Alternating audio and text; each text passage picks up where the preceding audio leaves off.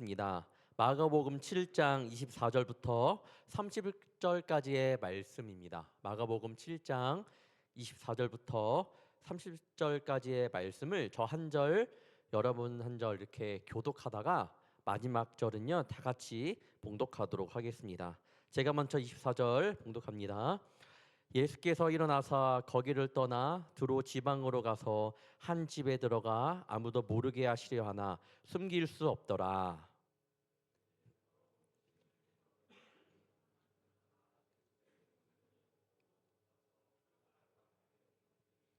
그 여자는 헬라인이요 스로보닉의 족속이라 자기 딸에게서 귀신 쫓아내 주시기를 간구하거늘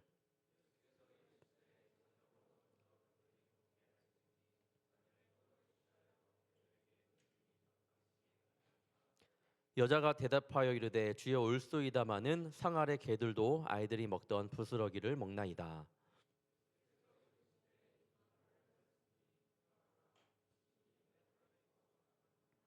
다 같이 봉독합니다. 여자가 집에 돌아가 본즉 아이가 침상에 누웠고 귀신이 나갔더라. 아멘. 오늘의 말씀의 주제는 부스러기 같은 은혜라는 주제를 가지고 함께 말씀을 나누도록 하겠습니다. 먼저 우리 그동안 우리 수고한 우리 서로에게 격려의 박수를 치면서 우리 예배를 시작하도록 하겠습니다. 2024년 동안 잘 달려오느라 너무나도 수고 많으셨습니다. 아까 형문청년 기도했던 것처럼 누군가에는 힘든 시간이었을 수 있고 누군가에는 기쁜 시간만 많았던 한 해일지 모르겠지만 다 잊어버리고 이전 것은 지나갔으니 보라 새 것이 되었도다 하나님의 말씀을 붙잡고 2025년을 맞이하는 우리 청년들 되기를 바랍니다. 오늘 안타깝게 마지막 예배지만 좀 오늘 아침에 좋은 소식이 좀 비보를 듣고 마음이 좀 아팠습니다. 여러분도 아시는 청년 아실 거죠. 그 태국에서 출발해서 한국에 들어오는 이 무한항공에 착륙하던 이 제주항공의 그 비행기가 사고를 당해서 많은 이들이 목숨을 잃었다라는 그런 안타까운 소식을 듣게 되었습니다. 여러분 그 얘기가 제가 그 말씀을 좀 준비하기 전에 말씀 드리기 전에 그걸 보면서 청년들이 좀 실수하는 것들 하나만 짚고 넘어가도록 하겠습니다. 그 누군가의 장례식장에 가면 삼가 고인의 명복을 빕니다라고 하잖아요. 여러분 그거는 불교 용어와 그다음에 유교의 사상이 합쳐진 그런 말입니다. 명복이라는 거는요 그 저승사계에서 받는 복이란 거 그렇게 생각하면 돼요. 불교의 하나의 한 용어입니다. 그러니까 그러면 그리스도인들은 어떻게 말해야 되냐? 왜냐면 그 카카오톡 채팅방에서도 누가 친구가 그런 부고 소식을 올렸을 때에 크리스찬 친구들이 삼가 고인의 명복을 빕니다라고 다 올리더라고요. 여러분 그때는 하나님의 위로가 함께 하시기를 기도합니다. 하나님의 품 안에서 영원한 안식을 누리기를 바랍니다. 기도합니다. 이렇게 바꿔서 표현해 주면 좋을 것 같아요. 아무튼 이렇게 그 소식을 전하면서 여러분의 조그만 지식을 전달해 드렸습니다. 마지막 주일이에요. 원래 2024년 항상 마무리할 때 빠지지 않는 단어가 뭐 결산 막 그런 것들 있잖아요. 근데 저는 따로 그렇게 준비하진 않았고 은혜를 함께 나누고 싶었습니다. 하나님의 은혜가 얼마나 큰지 이 시간 마음 가운데 새기고 돌아가는 시간이 되면 좋을 것 같아요. 그래서 오늘 주제 단어는 은혜인데 오늘 이방 여인의 한 모습 속에서 그 은혜의 모습뿐만 아니라 그 여인의 모습 속에서 하나님을 향한 그 사랑과 그의 그 여인의 그런 겸손함을 조금 배우는 시간이 되면 좋을 것 같아요. 말씀의 주인공은 수로보닉의 여인입니다. 수로보닉의 여인인데 전체적인 내용은요. 수로보닉의 여인은 이 두로 지방 출신인데 자신의 딸이 귀신에 들린 거예요. 하다가 이 땅 가운데 그 두로 지방 가운데에 예수님이 오신다라는 소문을 듣고 찾아와서 간청을 한 다음에 자신의 딸이 귀신이 자기 딸에서 나오게 되는 그 치유가 되는 그런 은혜의 사건을 오늘 말씀을 이야기하고 있습니다. 그럼 두로 지방의 여인이라고 했는데 그럼 두로라는 곳은 어떤 곳인가? 바알 숭배와 같은 이방 신앙의 중심지로 자주 묘사되는 곳이 바로 이 두로라는 곳입니다. 여러분들이 알 수 있는 청년 알 거예요. 이세벨 아죠? 아합의 아내 이세벨. 이세벨이라는 굉장히 악랄한 여왕이 바로 두로 지방의 사람입니다. 그러니까 이 수로보닉의 여인이 이 지방 출신이라고 하는데 얼마나 힘든 상황 가운데에서 그 믿음 생활을 했는지 조금 알 수 있습니다. 여러분 이런 영상 보신 적 있나요? 예전에 나오진 않아요. 북한에서 몰래 찬양하고 예배하는 그런 영상을 한번 보신 우리 본 청년 한번 손 들어 볼까요? 나 봤다. 없나요? 없구나. 예전 진짜 오래된 영상인데 그 북한 주민들이 제가 그 사진을 준비 안 했죠. 그 북한 주민들이 그 지하에서 어떤 한 그 건물 지하라고 해요. 지하 교회에서 예배드리고 있는 모습을 촬영한 건데 다 같이 무릎을 꿇고 그다음에 김일성과 김정일 사진을 엎어놓고 그래서 예배하고 찬양하는 모습을 영상으로 촬영한 것을 저는 본 적이 있거든요. 많은 분들이 그 영상을 틀어줄 때 울고 막 그렇게 그런 마음을 감동을 받았겠죠. 어떻게 저런 상황 가운데에서 예배를 드릴 수 있을까? 저 또한 감동을 받고 어떻게 저런 상황 가운데에서 예배를 드릴 수 있을지 놀라움을 경험했는데 거기 딱 그치는 것이 아니라 저는 나는 이렇게 편하게 예배드리면서 나는 어떻게 믿음 생활을 하고 있지? 라고 제 자신에게 그 영상을 보면서 묻는 시간이 되었습니다. 회개밖에 안 나오더라고요. 정말 그들의 모습을 보니까 부족한 저의 모습과 대비되는 모습이 보여지면서 하나님 죄송합니다. 저는 이렇게 편하게 예배드리고 있는데 저는 그들만도 못한 모습이군요. 회개했던 경험이 있습니다. 하나님이 받아주시는 예배는 무엇일까? 여러분 마음의 예배라는 그 찬양 여러분 아실 겁니다. 화려한 음악보다 뜻없는 열정보다 그 영상이네요. 영상 네. 화려한 음악보다 뜻없는 열정보다 중심을 원하시죠. 그다음에 중심 잃은 예배 내려놓고 나 돌아와 주님만 예배해요. 이 사진이 북한 주민들이 예배드리고 있는 여러분 모습이에요. 영상인데 캡처해서 가져왔습니다. 북한 성도들이 그런 상황 가운데에서 예배를 드릴 수 있었던 이유는 우리는 보진 못하지만 하나님을 향한 바로 서 있는 그들의 중심 때문이라고 이야기하고 싶습니다. 사랑하는 청년 여러분, 오늘 스로보닉의 여인의 모습을 통해 주님을 향한 그 중심의 마음을 한번 알아보기를 원합니다. 주님께 구했던 부스러기 같은 은혜를 구하면서 나아갔던 그 믿음을 한번 우리가 배워보기를 간절히 소망합니다. 첫 번째, 무조건 옳습니다입니다. 무조건 옳습니다. 스로보닉의 여인에 대해서 이따가 쭉 말씀드리겠지만 이 여인의 모습 이전에 나왔던 인물들이 있습니다. 바로 종교 지도자들의 모습이었는데 이들은 그 스로보닉의 여인이 보여준 모습과 이 믿음과 완전히 대조가 되는 그런 모습이었습니다. 자, 한번 8절 9절 보겠습니다. 예수님께서 꼬집는 그런 내용입니다. 너희가 하나님의 계명은 버리고 사람의 전통을 지키느니라. 또 이르시되 너희가 너희 전통을 지키려고 하나님의 계명을 잘 버리는도다. 종교 지도자들입니다. 이들은요 하나님의 말씀을 안 지켰던 사람들이 아니에요. 지켰던 사람이라는 거 기억하면 좋을 것 같아요. 그런데 그들이 하나님의 말씀을 지키면서 또 뭘 지켰냐? 사람의 전통을 지켰습니다. 습관, 전통. 지금으로 말하면요 교회의 형식적인 모습들을 갖고 있었고 문화적인 관습이 그들에게 있었고 사회적인 가치관들이 그들이 지켰던 하나님의 계명보다 더 우선순위였다라고 기억하면 될 것 같습니다.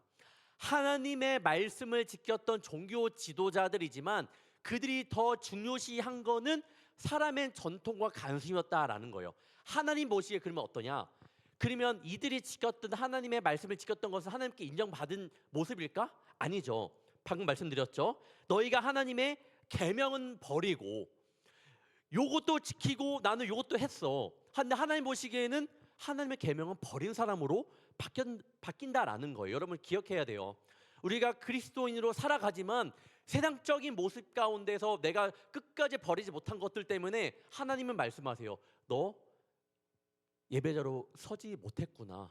나는 이 시간 나의 시간을 하려면 이 자리까지 나왔는데 내가 세상 가운데 있는 그런 죄들 가운데 함께하면서 버리지 못한다면 하나님 보시기에는 결국에는 예배 드리지 못한 사람으로밖에 안 보인다라는 거예요. 너희가 하나님의 계명을 버리고 사람의 전통을 지키느니라. 말씀드리고 싶은 거는 수로보닉의 여인과 대조되는 이 모습이 먼저 있었다라는 거예요. 자, 그 다음 등장한 인물이 바로 수로보닉의 여인에 대한 말씀입니다. 위에서 간단히 말씀드렸지만 한번 자세히 이야기를 해보도록 하겠습니다. 25절, 이에 더러운 귀신 들린 어린 딸을 둔 한 여자가 예수의 소문을 듣고 곧 와서 그 발 아래에 엎드리니. 귀신 들린 어린 딸을 둔 상황이에요. 지금 어린 딸이라면 이렇게 나이가 많지 않은 거겠죠. 그러니까 애틋할 거예요. 근데 그 애틋한 어린 딸이 귀신이 들려 있는 상황이에요. 그러던 차에 두로 지방에 예수님이 오신다라는 소식을 들었습니다.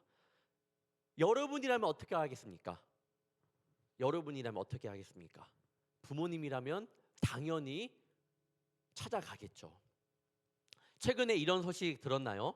희귀 난치병에 걸린 딸을 위해 부산에서 서울까지 740km의 국토 대장정을 떠난 한 아버지의 이야기입니다. 이분은요, 충북의 한 시골의 오산교회의 전요셉 목사님이었습니다. 딸은 5천만 명당 한 명꼴로 걸리는 듀세그니 영양증이라는 그런 병에 걸렸습니다. 근육이 점점 소실돼 10대에 보행하기 어렵고 30대가 되면 대부분 죽음에 이르는 치명적인 희소병이라고 해요. 그런데 치료제가 있을까요, 없을까요? 있다고 해요. 그런데 어디 있냐? 미국에. 그러면 갖고 오면 되지 않냐? 비싸다고 합니다. 이 치료제가 한국 돈으로 46억 원이라고 해요. 그러니까 어떻게 해요? 도저히 감당할 수 없는 아버지가 그 딸을 위해서 뭔가를 해야 되잖아요. 그러니까 국토대장정을 시작을 한 겁니다. 여러분들도 유튜브에 이 사랑이와 함께라고 하면 치면 나와요. 한번 관심 있게 지금 국토대장정을 마친 상황인데 돈이 46억 원이 쉬운 돈이 아니잖아요. 다 그거 모이지 않았대요. 그러니까 한번 여러분들도 마음에 있는 청년들은요, 한번 가서 기도도 하고 영상도 보면서, 또 목사님이니까 또 우리도 크리스찬이잖아요. 한번 함께 마음을 나누면 좋을 것 같습니다. 그래서 이렇게 국토대장정을 마쳤던 목사님에 대해 이야기를 나누었습니다. 부모는요, 자녀를 위해서라면 진짜 목숨까지도 바칠 수 있습니다. 다시 돌아와 예수님에 대한 소문만 들은 여인이에요. 지금 예수님에 대한 소문만 들은 여인이었지만 그 소문 가운데에 믿음이 생겼어요. 그래서 그 예수님에게 가야겠다라고 찾아갑니다. 그래서 예수님을 찾아가서 왜 그가 믿음이 생겼냐라고 제가 말을 하냐면요, 예수님 찾아가서 혹시 이게 아니라 그 발 아래 엎드린 거예요. 예수님이 나에게 뭔가 해결책을 줄 수 있을 것 같다라는 마음이 든 거죠. 이 여인은 예수님을 찾아가서 소문으로만 들었던 예수님을 찾아가 그 발 아래 엎드립니다. 그러면서 자신의 딸에 대한 이야기를 했겠죠. 딸이 이렇습니다. 고쳐달라고 이야기했겠죠. 그러면 그때 예수님의 반응이 어땠나요? 어땠을까요? 말씀을 보겠습니다. 말씀을 보면 27절에 예수께서 이르시되 자녀로 먼저 배불리 먹게 할지니 자녀의 떡을 취하여 개들에게 던짐이 마땅치 아니하니라. 자, 이 말씀을 가지고 굉장히 이 말씀을 이해 못하는 청년들이 많을 겁니다. 자, 여기에서 자녀는요, 유대인들을 말하고요, 개는요, 이방인을 가리킵니다. 해석해 보면 이거예요. 예수님은 자녀와 같은 유대인들을 돌보시지 개와 같은 이방인들을 돕는 것은 마땅치 않다고 하신 거예요. 지금 스로보닉의 여인은 이방인입니다. 근데 왔어요. 엎드렸습니다.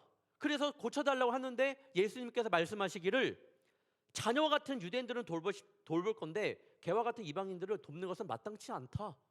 뭐요? 가라는 거죠. 예수님의 말씀은요, 이렇게 보면 그 여인을 2번 죽이는 그런 말씀 같습니다. 당시 유대인들은요, 이방인들을 개로 표현하긴 했다고 해요. 그래서 그렇게 표현이 된 건데, 그래도 그렇지 많은 이들이 이 말씀을 읽으면서 특히 예수님께서 이런 말씀을 하셨다라는 게 이해가 되지 않을 겁니다. 여러분, 우리가 항상 말씀을 보기 전에 그 상황, 그 문맥만 보고 이해를 하면 안 됩니다. 일단 고린도전서 10장 13절을 보겠습니다.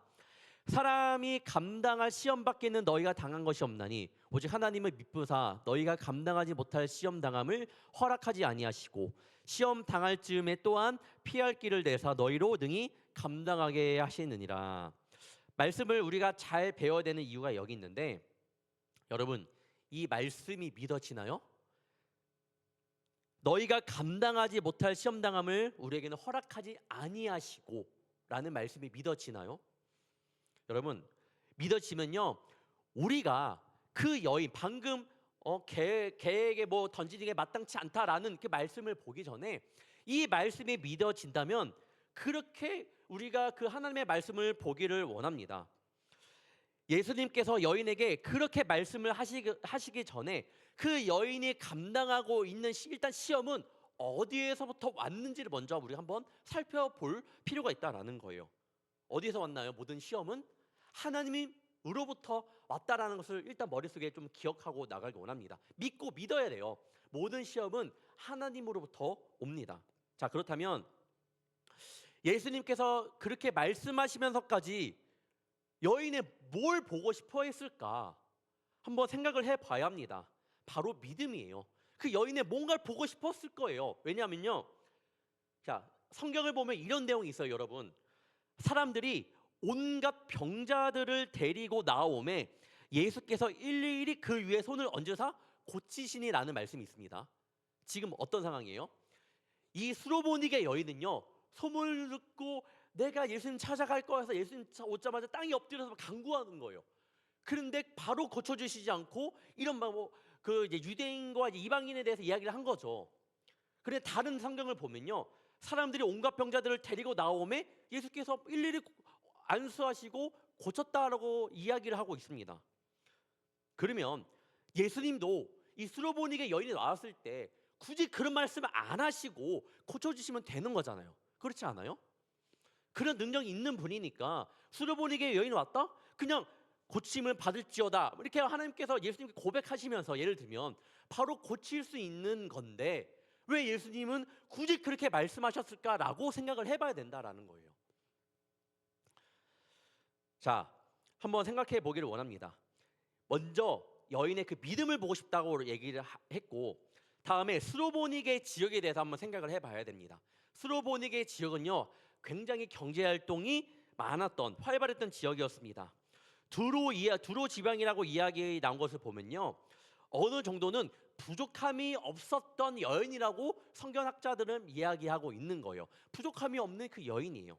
그러면요, 그 여인이 그 마음 가운데 뭐가 있었을까?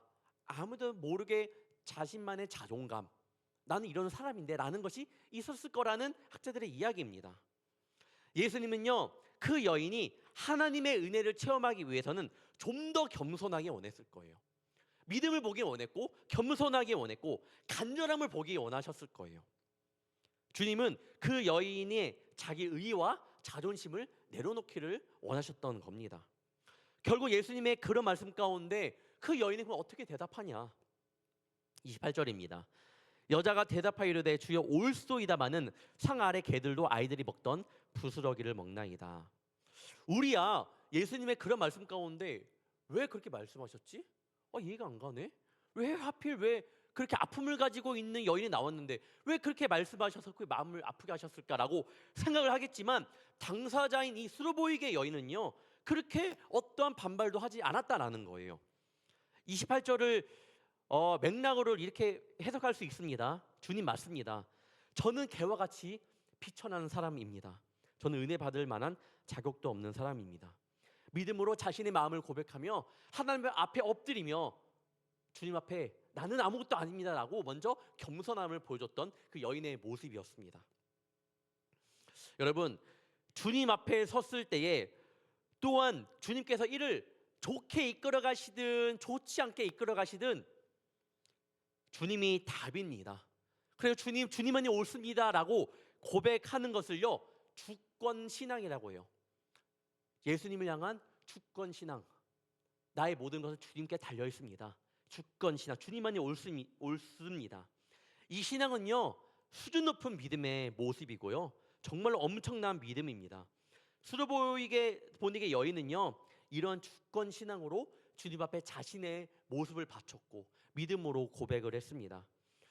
내가 필요할 때만, 내가 기분 좋을 때만, 내가 시간이 될 때만 주님을 높이는 것이 아니라 내 기분이 상하거나 내 상황이 좋지 않거나 내가 정말로 힘든 상황 가운데 처해 있거나 여러분 그럴 때라도 주님이 옳습니다, 주님이 답입니다 라고 하는 여러분의 주권 신앙이 필요해요. 그런 신앙으로부터 하나님의 기적은 일어납니다. 이 수로보닉의 여인 그 마음을 한번 헤아려보면서 주님은 옳습니다, 주님은 언제나 옳습니다라는 고백이 여러분의 입술 가운데에서 선포되기를 간절히 축원합니다. 두 번째, 주님의 사랑은 확실합니다.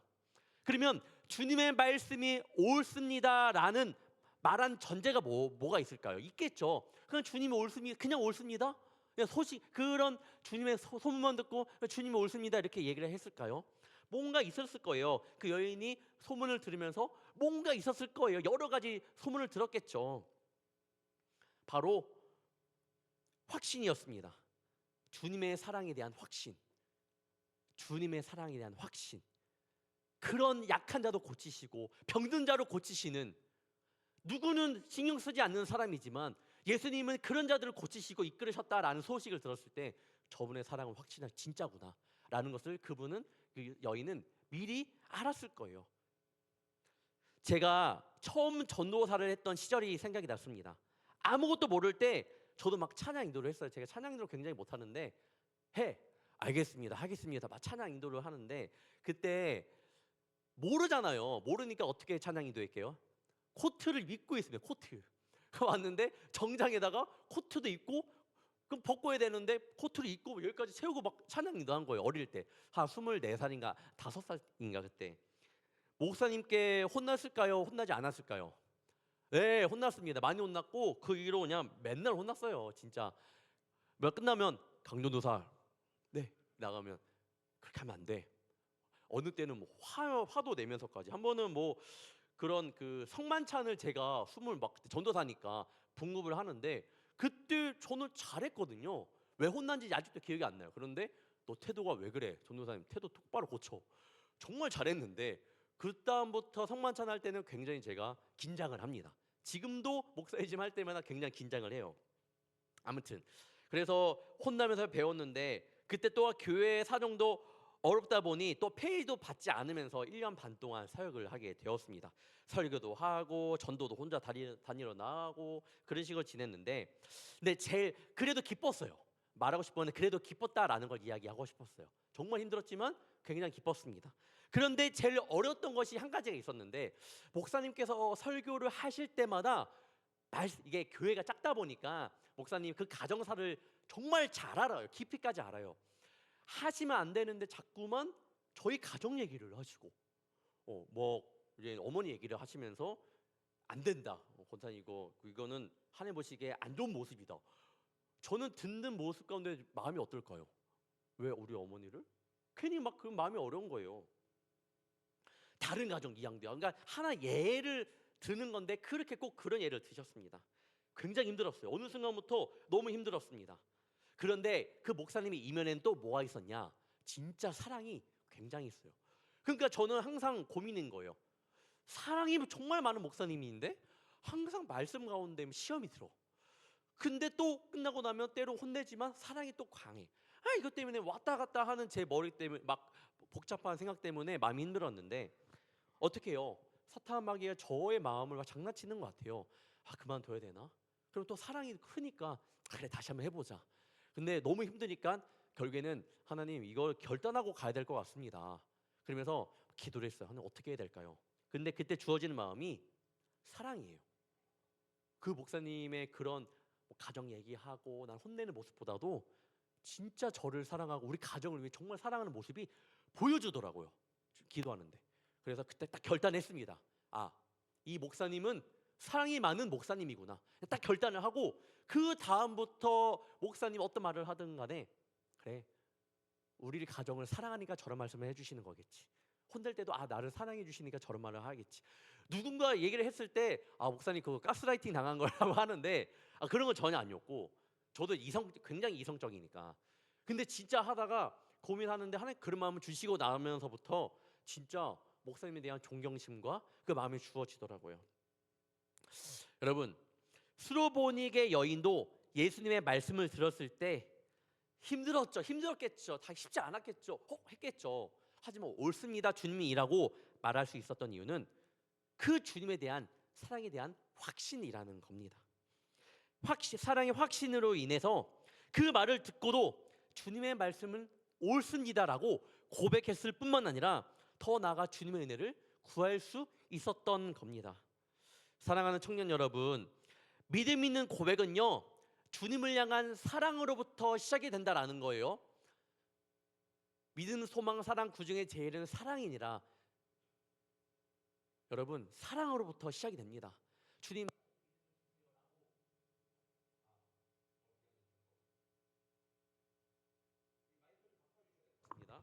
나 제대로 잘 껐네요.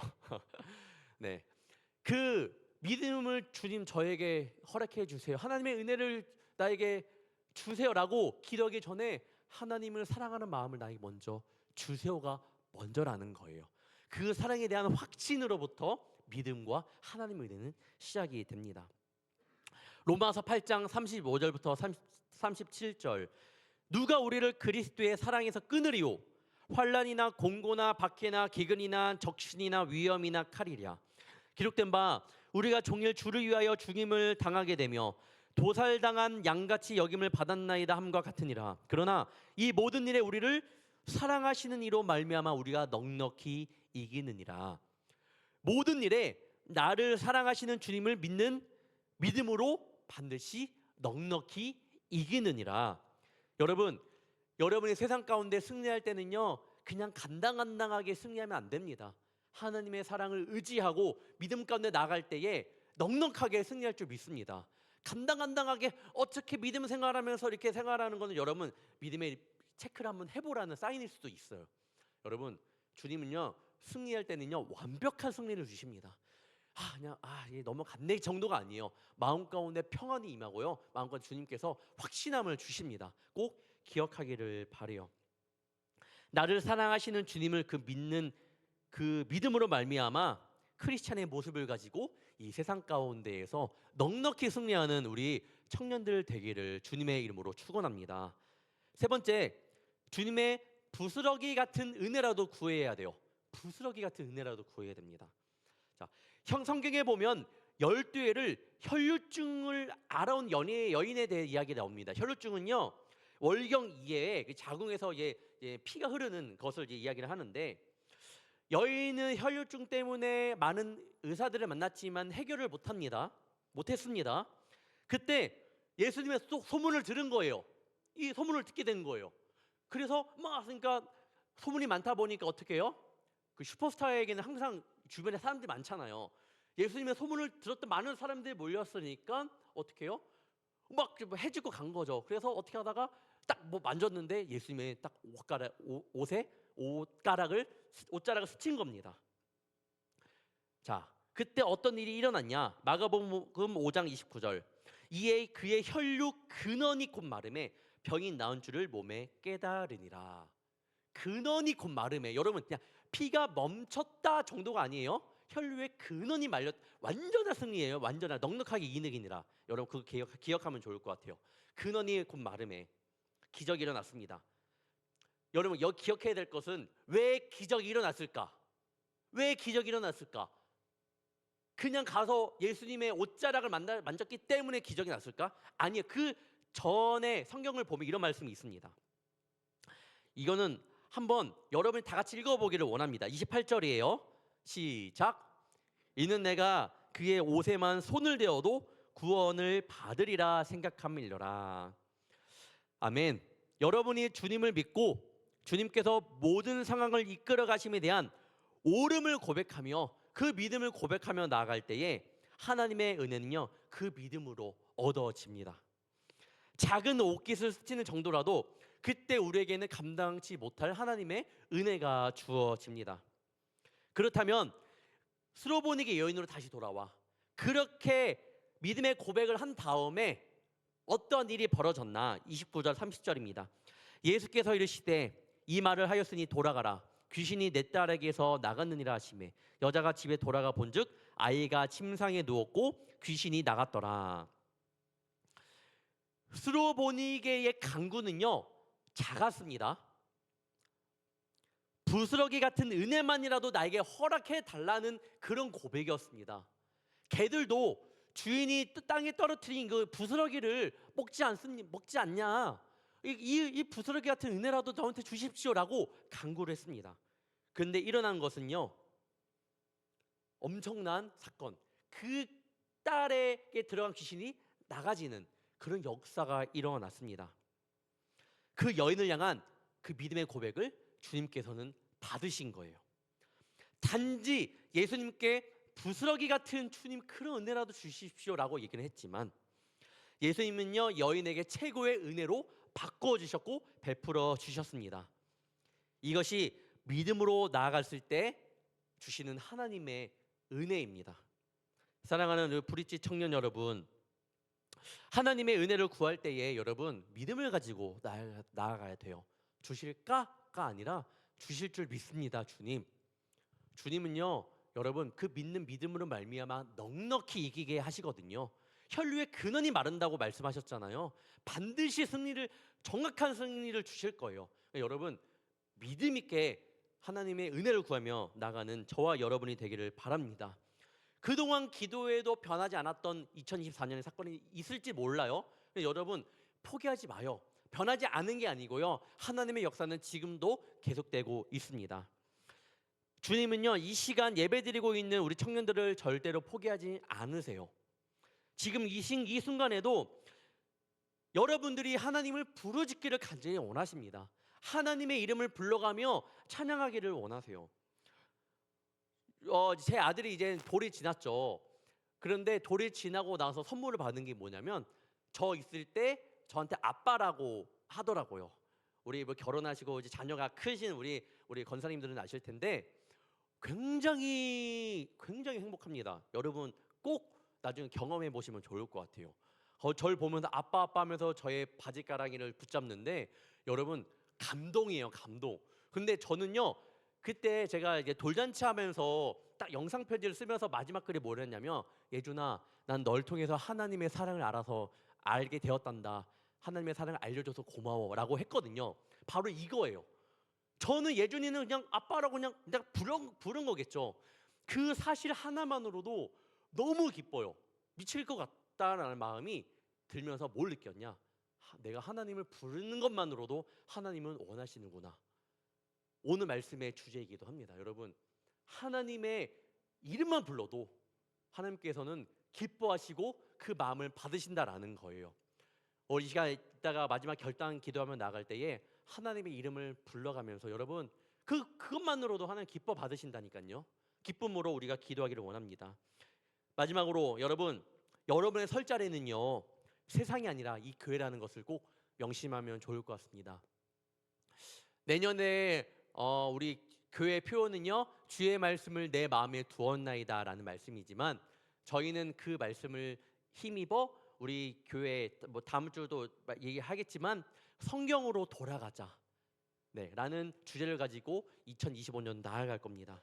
여러분 이 교회에서 하나님의 말씀을 배우면서 우리의 믿음이 쌓아지는, 성숙해지는 그런 시간이 되기를 바랍니다. 그때에 여러분의 삶을 통해 주님의 역사는 반드시 일어납니다. 하나님께서 이 시간도 여러분에게 은혜를 베푸시기를 원해요. 여러분들은 그 부스러기 같은 은혜라도 구하며 믿음으로 받을 것을 고백하며 나아가 2025년을 그런 기쁨으로 주님께 나아가는 그런 귀한 시간이 되기를 주님의 이름으로 축원합니다. 2024년도 우리 기도하는 것들 끝까지 계속 기도하시고요. 하나님의 역사는 계속 진행 중이니까요. 하나님을 믿음으로 나아가는 그런 또한 그래서 2024년을 잘 마무리했으면 너무나도 좋겠습니다. 기도하겠습니다. 사랑의 주님, 성탄절을 지나고 이렇게 첫 주일 예배를 드립니다. 또한 2024년의 마지막 예배입니다. 나의 죄를 대속하시기 위해 오심을 믿으며 이 시간 나의 모든 죄를 주님께 맡기며 나아가오니 그 속에서 자유롭게 하시며 주님을 찬양하고 예배하는 데 부족함이 없게 하여 주옵소서. 오늘 말씀을 통하여 수르보니게 여인의 믿음을 본받습니다. 어떤 상황이어도 주님은 옳습니다 라고 고백한 주권을 가진 믿음의 모습, 그 이전에 주님을 향한 신뢰와 사랑이 있는 모습, 마지막으로 이런 믿음의 모습을 가지고 부스러기 같은 은혜라도 구하며 주님 앞에 끝까지 나아가는 믿음의 모습을 보면서 우리 청년들 이 여인처럼 어떤 상황이 오더라도 네 맞습니다 주님, 주님이 옳았습니다라고 고백할 수 있는 믿음의 청년이 되가옵시며 그 믿음을 가지고 주 앞에 부스러기 같은 은혜라도 구하며 나가는 그런 청년들 되게 하여 주옵소서. 이제 며칠만 지나면 2025년을 맞이합니다. 참으로 2024년 한 해가 빨리 지나갔고 많은 일들이 있었습니다. 주님, 이전 것은 지나갔으니 이제 청년들의 삶에 다시 한번 새 힘을 허락하여 주시며 2025년을 맞이하더라도 좌절, 낙담, 포기하게 만드는 상황이 오더라도 그 새 힘을 가지고 주님이 주시는 은혜를 가지고 독수리와 같이 세상을 등지고 주님의 뜻을 향해 나아가는 멋진 브릿지 청년들 되게 하여 주옵소서. 지금보다 더 굳건한 믿음으로, 지금보다 더 예배 가운데 중심을 세우고 지금보다 더 주님을 사랑하는 귀한 청년들 되게 하여 주옵소서. 감사하며 살아계시는 예수님의 이름으로 간절히 기도합나이다. 아멘. 우리 이 시간 봉헌 찬양하며 나아가도록 하겠습니다.